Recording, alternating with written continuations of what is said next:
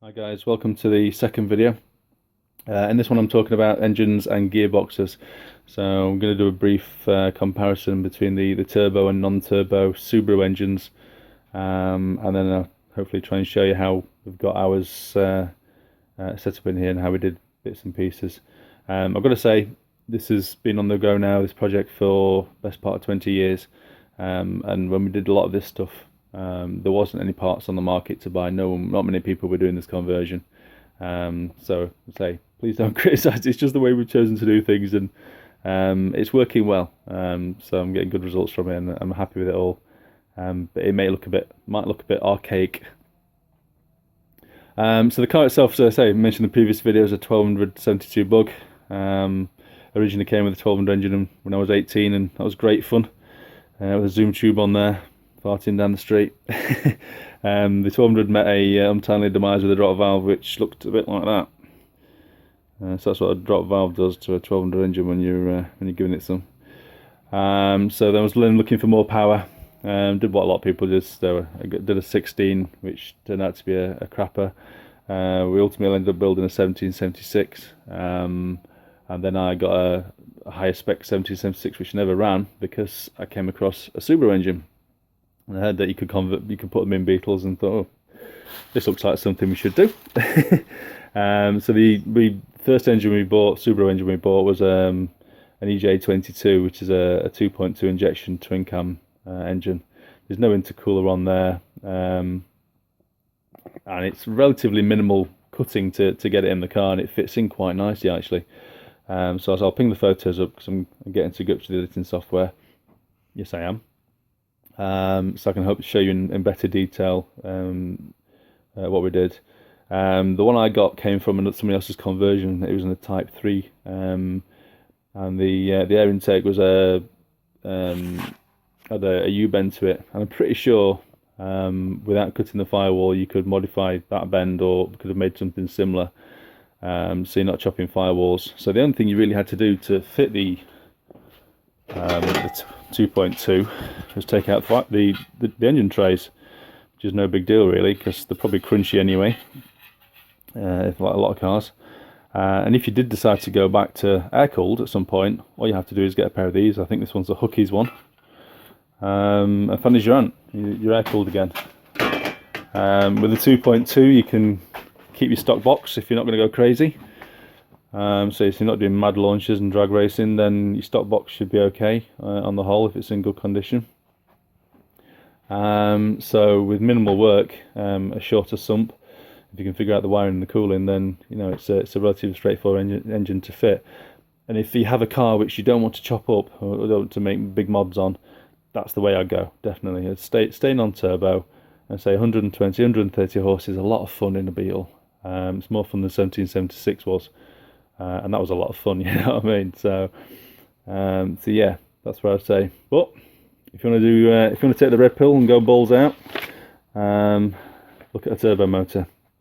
So if you look at the comparisons in the pictures, the turbo motor is just a lot squarer. It's hard to explain because obviously based on the same block pretty much.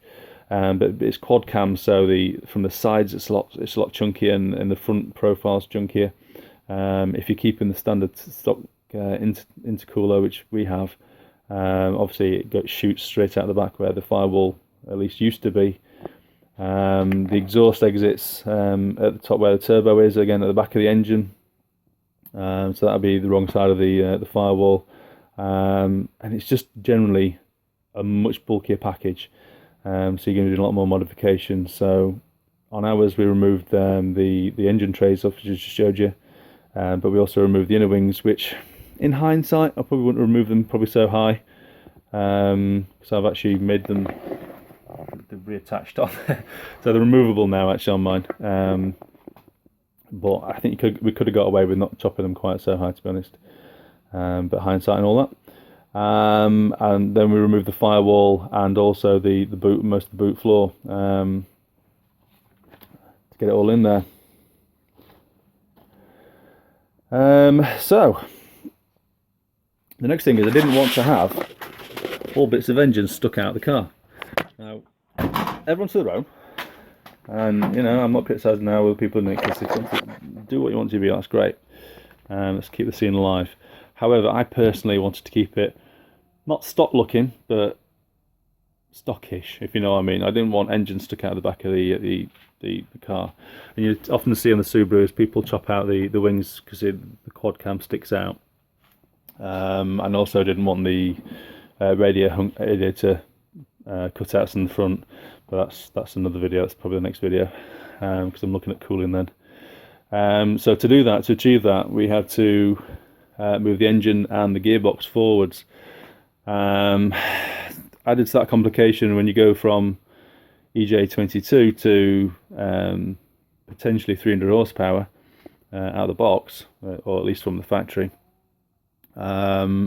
we opted to go for a different gearbox, and we went for it's a T25 Gearbox 091, which I'll show you in a minute from inside as best I can, or I'll ping some photos up, to take the power. At the same time, the car was IRS'd, so we can use, say, it's all got CVs and Porsche stuff in there, but I'll show you that in a second.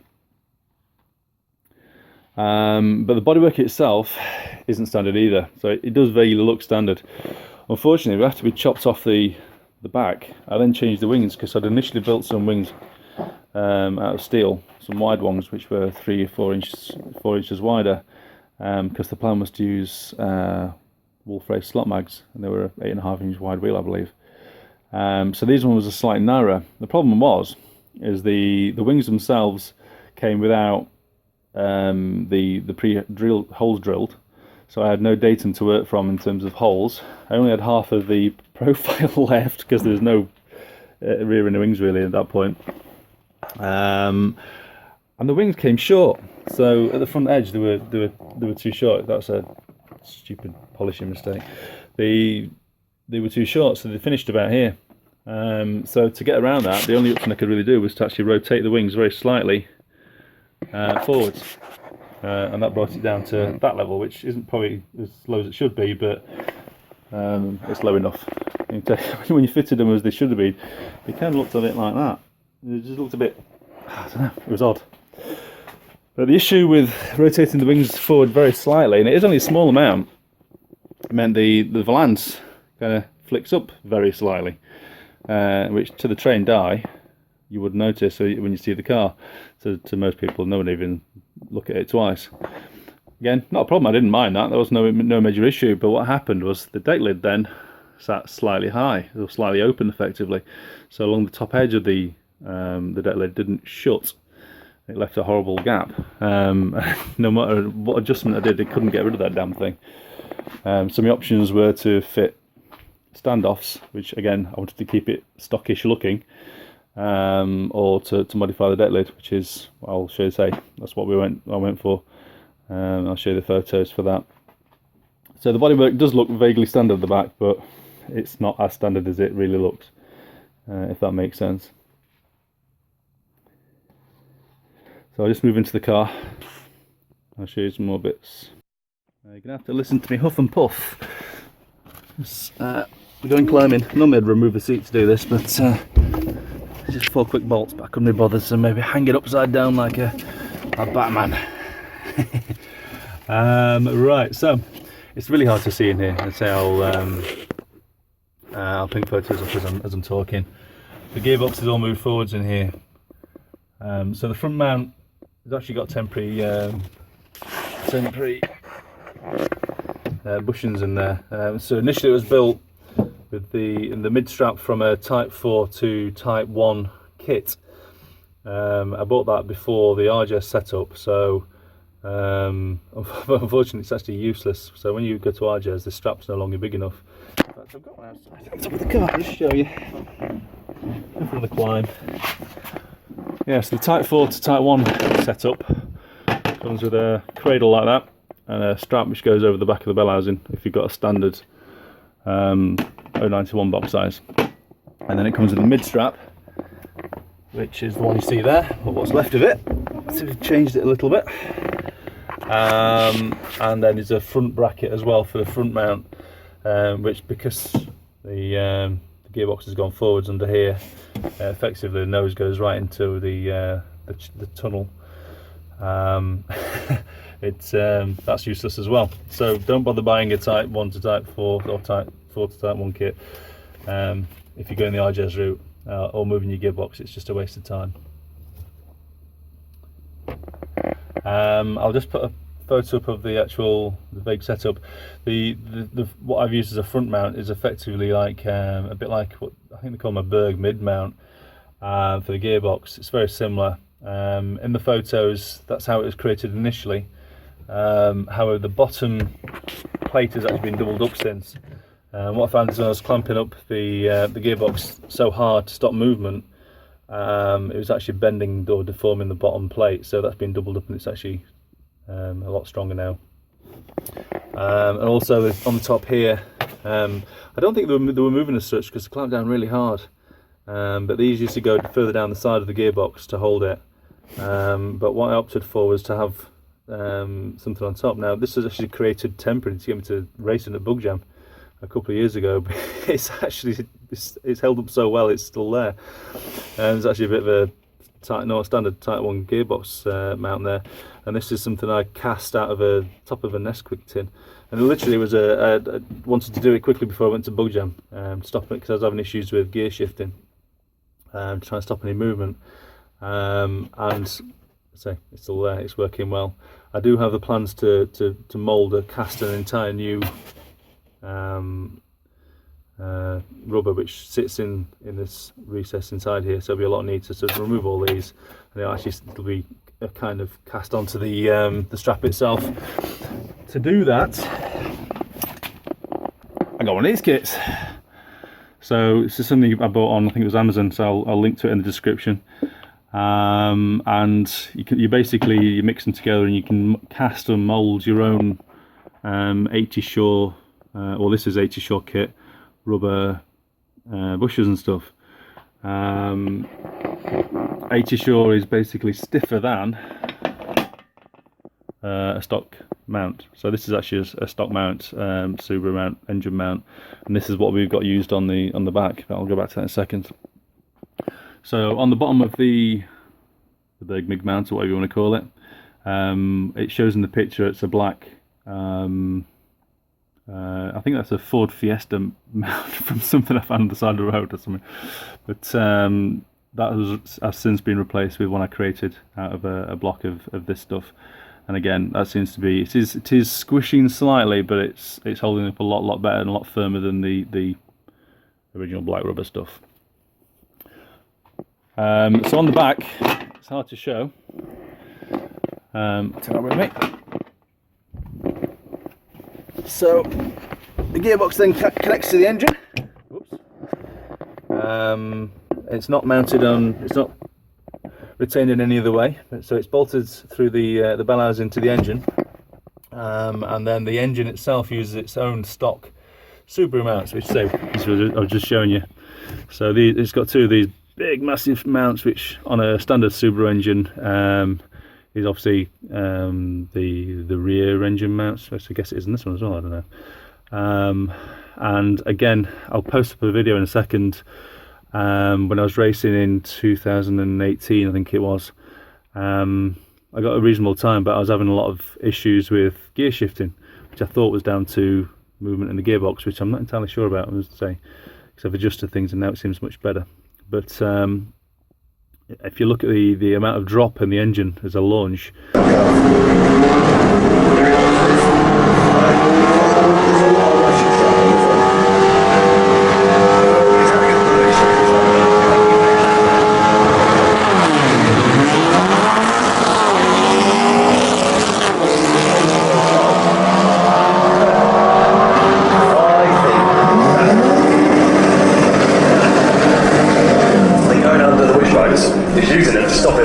and that was only launching at 2000 RPM because I was struggling getting traction at the time. There's a lot of engine drops, so I've upgraded these since, and these have got the STI, their own engine upgraded mounts, and they're again 80 Shore rubber, I believe. If you look online, it's not recommended you go for solid urethane because apparently everything just shakes loose on the Subaru engine, and I didn't want to be chasing nuts down manifolds and stuff. But it might be an option I go for in the future. I'm not sure yet, but it seems to be working quite well at the minute.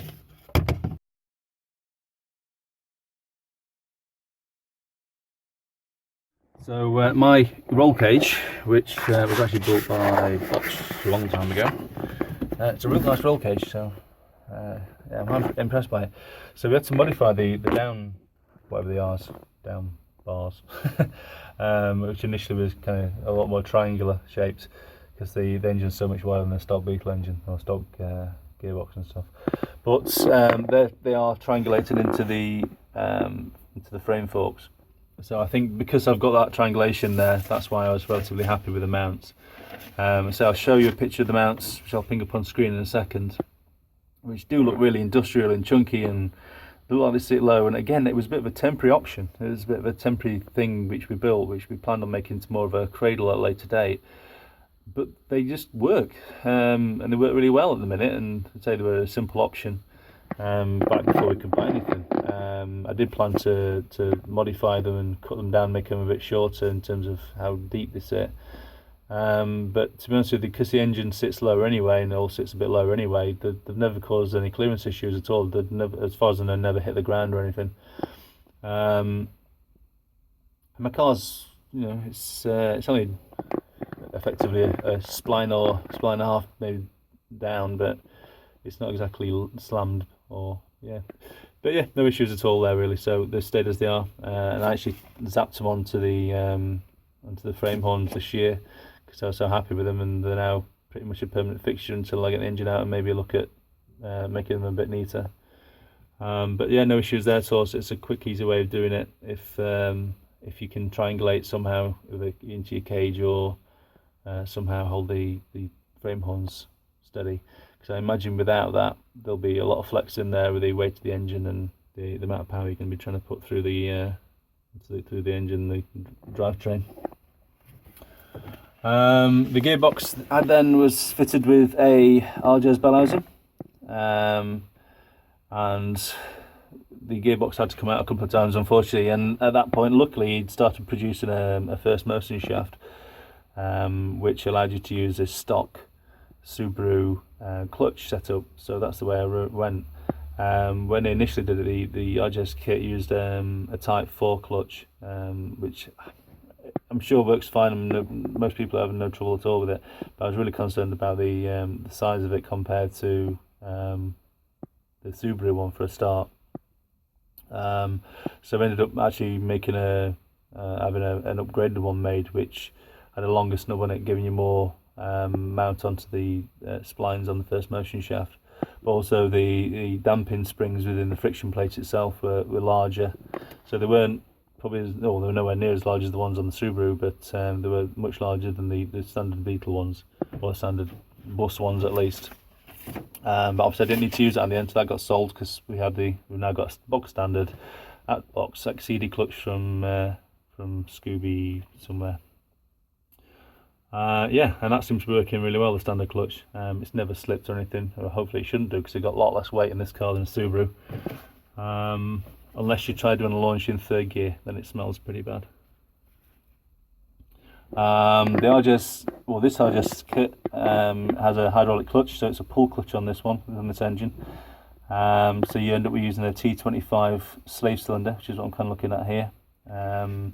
And then that feeds through to the front, so you have to convert somehow to a hydraulic pedal at the front. It's hard to see because it's a bit dark around here. So we've got standard pedals, which we modified. Well, actually, my dad did most of this one actually. So we modified the pedals so it pushes an arm at this side. Just see if I can show you. God, I need some light. Can't show you. So yeah, your clutch goes forwards and it pushes the arm forwards, and then the master cylinder's at the other side. So it looks pretty much like a brake cylinder setup on your Beetle as you normally see it, but obviously at the other side, and it's a clutch pedal. It's a clutch master, sorry. I've had a few issues with it, unfortunately. The biggest one last year on the way to Bug Jam is the arm ball sheared off the end of the arm. I don't know if that's just because it's an old part and it's just worn and fatigued over the years, or if it was the actual the push rod itself that melted. You can see a steel one there, there's the replacement one. The original one was actually a plastic cup or some kind of nylon cup. So either that melted next to the turbo and then pushed the ball at a funny angle, shearing it off, or the ball sheared off and the arm ended up going into the turbo and melting. So I replaced that. There's two manufacturers of those slave cylinders, however. One has a metal cup on the push rod and one has a nylon cup, which I think is the more expensive one, funny enough, which is a bit back to front. However, the push rods are different lengths, so just be wary that when you replace it, the push rods can be about 11, I think it's 11mm different. And also when you replace this is a petrol one, petrol 25, you can't really buy these anymore unless you can find a second-hand one. So the replacement ones are all diesel, and when it sits on the spline on the forks, a diesel one needs to sit further forwards, so towards the front of the car. So 3 setups on the RJES, 3 splines to run from. The petrol's in the middle, I believe, and you have to put it further forwards. Unfortunately, it was still too short, so I ended up having to modify the push rod and making it a bit longer. Which I'll put a picture of. I think I've got a picture. So other than that, yeah, the hydraulic clutch seems to work pretty well. Inside above the master is the brake fluid reservoir, and I've just strapped another brake fluid reservoir, and that feeds the master cylinder for the clutch as well. So it's all box standard stuff, and it works pretty well, to be honest with you. The Berg nose cone, again, I can't really show you because it's just so cramped and horrible in here. I believe it's a Berg nose or conversion nose. It's what converts the because originally on the Type 25, the shifters at the side, it's not in the nose like a Beetle. So you do need to convert that somehow. I'm not sure if there's other ways of doing it, but this was a pretty solid way of doing it. So I like to do things to hopefully last. Do it right the first time if I can. I have had some trouble with the gearbox. Unfortunately, the ratios aren't really what I wanted. A bit of a compromise. Not going into it, not slagging people off, but I'm not sure why there's miscommunication there somewhere. Probably because I'm a mumbling buffoon. But what I've now got is a bit of a compromise on the ratios, and I feel they're a little bit on the low side. But it works well around town, and on the motorway it'll cruise at 55, 60 without thraping it, and you can go up to a lot more if you want to, but you're just turning the engine over obviously a lot quicker. If I could have gone Subaru gears, which weren't really around when I started doing this, or something I might consider, but I think if you do that, you do need to have a proper built Weddell geared setup rather than just a standard Subaru box. Because but anyway, the drive shafts are 944. I think the standard 944s. But the CVs I went for the bus ones. You can get the lights in there. So the bus CVs. Primarily because they're cheaper. Anything that says Porsche on it's twice the price. But also the ball bearings or the balls in the bus ones are bigger, so I believe they're stronger. I could be complete crap though, I have no idea. And I think you have a little bit less flexibility in the bus ones than the Porsche ones, but it's not really an issue, I don't think, for my setup. As I understand it, the weak point is actually the cages that retain the ball bearings. They do smash, and you can get chromoly upgraded cages if you can afford it, but I think they're 200 quid or something. So at the time it was out of our budget, but maybe at some point in the future it's something I'll do.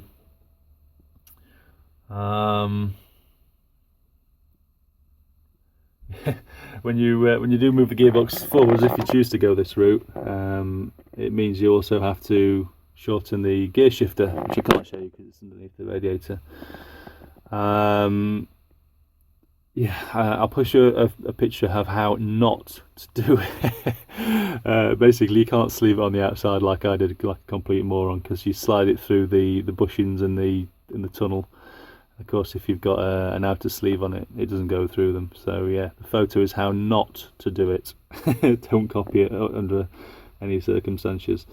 But once that's shortened, and then we had a working gearbox, a working clutch. The pull clutch is pretty fiddly, I'll be honest with you, to get the engine and gearbox apart. It seems to click together really well, but getting the buggers apart again is a bit fiddly, because you've got to get a tool in there to pull the little flange on the thrust bearing to release it. It can be a really fiddly job, and I was starting to lose my patience with it last time a bit. On the whole, it's worked really well. I did say I did have trouble selecting gears a little bit first, and first is a little bit iffy. I don't know if that's down to alignments on the gearbox and stuff, or if it's down to just oh yeah, it was crunching through the gears in first and second a little bit. Again, I don't know if that was down to alignment or if it was down to just an old synchro on the box or something. So I'm still playing with that one, but it's not terrible. It's not yeah, it's nothing tragic.